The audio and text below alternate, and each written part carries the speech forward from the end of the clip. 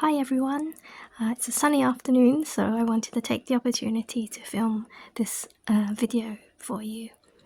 So today I'm going to be knitting the Edgar vest, and the design is by Kaale by Johanna. I hope I've pronounced that right. But because I'm using a different yarn to the one suggested in the pattern, I'm using this substitute yarn. It was really important to do a swatch first. This section here should meet 10 by 10 centimeters, or roughly 4 inches. So I don't know if you can see here, it's a bit sunny. Here we go. So yeah, the inside of the square is about 10 centimeters or 4 inches, and then in length, same again. Yeah.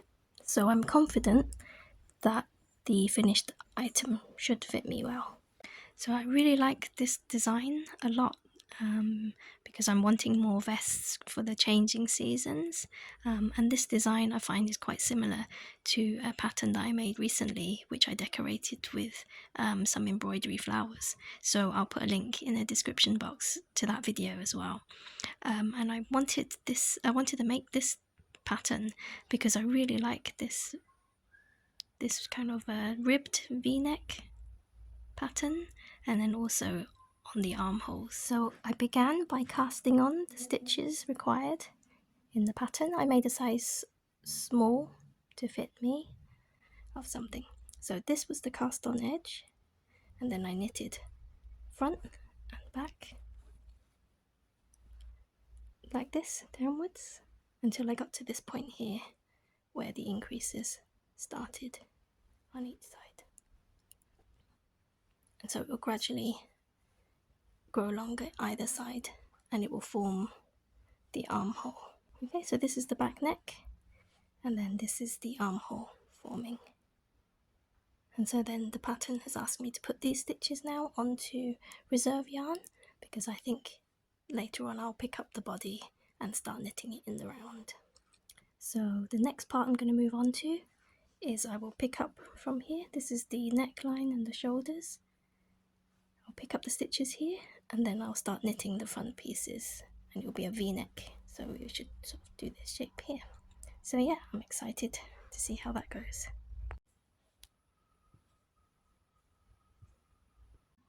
So I seem to have run into some problems here now that I've knitted the front left and then the front right pieces. What I noticed, I've gotten wrong somewhere here in the stitching, and it should look smooth and even like this slope here. Yeah, not sure what happened there. I guess this is where I went wrong. So yeah, I'm gonna have to peel that back to match the other side.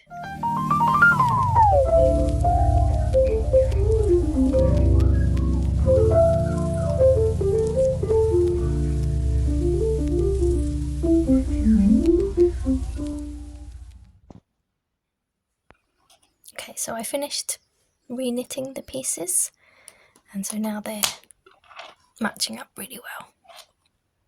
So what we'll do is, now it's time to join the front pieces to the back in the round so that I can start knitting the body. So I'm knitting in this direction, so it'll ask me to knit across the front, cast on some stitches on the side, and then that will join the back piece, knit across the back, and then probably cast on some more stitches on the side, and then that will fully join the front and back together, ready to knit the body. So yeah, really quite an easy, straightforward pattern really. So yeah, I'm really excited to have found this one, because the last video I made with the embroidery on the vest was so popular, and I had people asking me about whether I could do something similar like this to show how the vest came together. So yeah, hopefully you'll like this pattern that I've chosen, because I like to knit the same pattern a few times as well once I've bought it, but I also like to try different patterns and support other indie designers as well. So yeah, it's fun for me to try different styles. And also this one is a V-neck, which I think is nicer for the changing seasons, whereas the previous one I made in the embroidery video was a polo neck. So I think that would be quite warm soon. So that's perfect for winter and colder weather. But I really wanted to try this V-neck.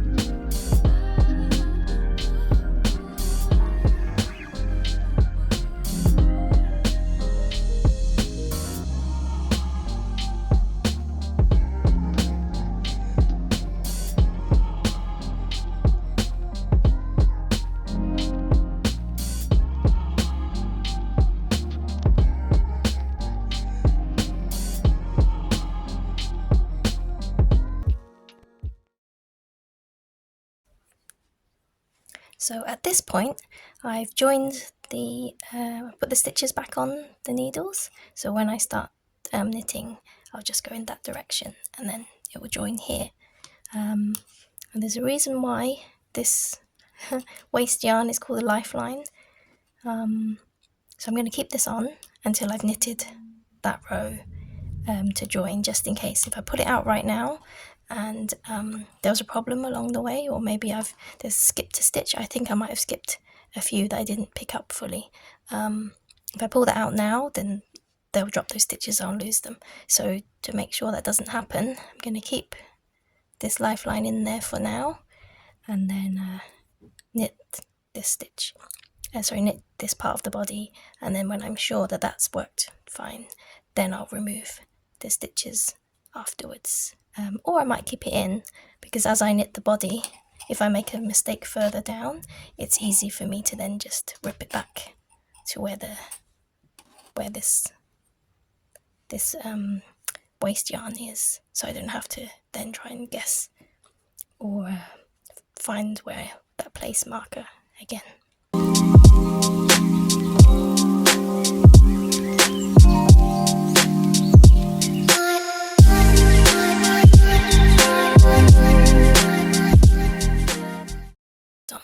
And now the rest will just be knitted continuously and stuck in it. I'm really liking these rib stitches on the side. Yeah, so I can't wait to finish that and then put on the V-neck neckline for the collar. And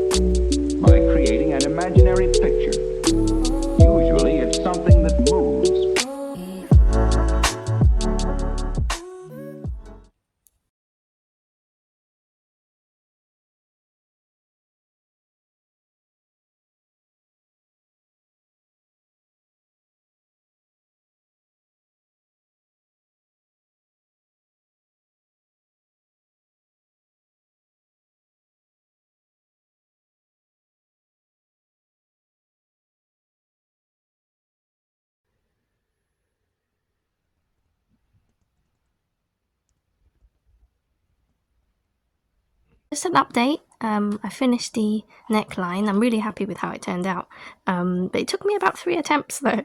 So yeah, I would really recommend when you come to knit the neckline, make sure you put your marker at the V like the apex of when you knit the vest piece, because I think I got a bit lost here and I kept on picking up too many stitches for the neckline, and so my this bit here, that wasn't very defined, and so I had to keep re-knitting it a few times until I got the definition that I wanted. Yeah, finally got there. I probably picked up, I think I picked up every single stitch in the instructions. Perhaps I read them wrong, but in the instructions it kind of gives you some guidance on how many stitches to pick up depending on whether you knit tightly or loosely. I think I have quite an even knitting tension, so I just picked up every stitch really around, and yeah, it worked out fine. So yeah, I think that's a really nice neat edge. I'm really happy because I've not knitted a v-neck before, so yeah, I'm really happy to have a new vest for the changing seasons. So then I've moved on now to the hemline here, or the ribbing for the waist. I should point out actually, this vest might look really small or short to you because I'm short. I'm under 5 foot, so generally when I make clothes for myself, I always shorten them at the torso, so either sort of just above the bust area or cropped at the waist. So yeah, if you were wondering why it looks so small, it's because I'm small. So yeah, so I've knitted, this is 12 rounds of the twisted rib. There's a lot of twisted rib in this pattern, just to make you aware. I'm not sure I would say this is suitable for absolute beginners, because it is quite tricky, and I think the twisted rib might feel like it will take a really long time, and if you make a mistake you have to undo it. I can see why it could be quite discouraging if you're first starting out. So I would probably say this one's more of an intermediate or ambitious beginner, but definitely give it a try, because I think this twisted rib is, it's really nice definition. It's a really nice detail, and makes it kind of stand out from other vests. So yeah, don't rule it out. So I'm about to cast off these stitches now, because I've knitted this vest to the length that I like. So I'm going to cast off, and I wanted to show you a cast off method that I saw a knitwear designer called, I think she's pronounced Ruke knit, and I really wanted to share this with you because I generally have always used the Italian bind off method, because I think you get a really nice finish where when you use the Italian bind off method, you'll see that the stitches follow the front and back, and it looks really neat, and it's very stretchy. So that was always my preferred way to bind off. But with Ruke knit, I'll just show you. So I've broken off a length of yarn, probably about 2-3 times the length of the hem.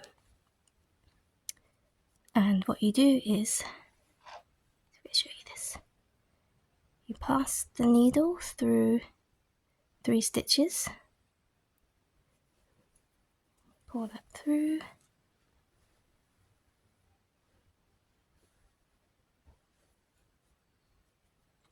and then you just push the first stitch off the needle, and that's it.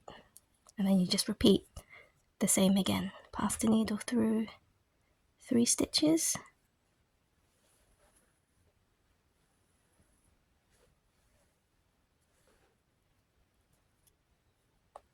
I'm so sorry, my battery ran out, so I'm just gonna show you again the bind off method. It was go under the 3 stitches,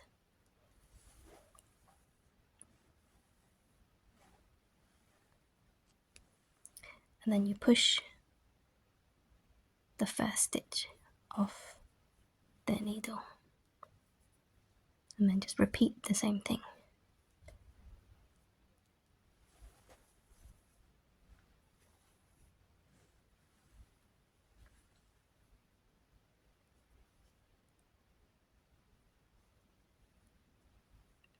It's simple, isn't it?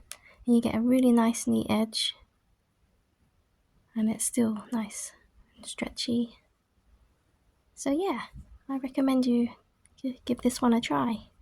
So I'm going to just continue doing that until I bind off all the stitches off the front portion of my waistband, and then I'm going to pick up the other side, so that's the back piece, and then knit the same ribbing for the back, so that I'll have this split in this kind of side split at the vest, and then I'll be finished.